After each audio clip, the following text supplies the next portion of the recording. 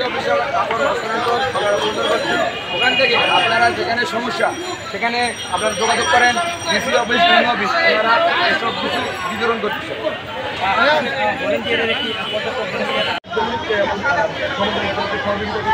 এবং তাদের সাথে একাত্মতা প্রকাশ করে একসাথে কিন্তু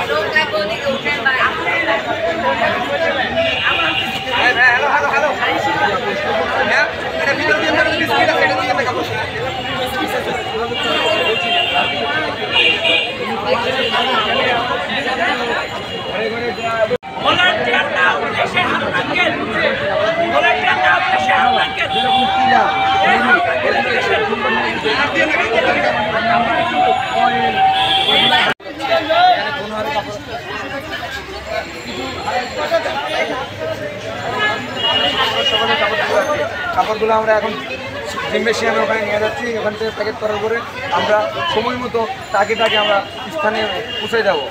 এখন আমাদের শুকনা খাবারে বেশি প্রয়োজন, শুকনা খাবারের পাশাপাশি আমরা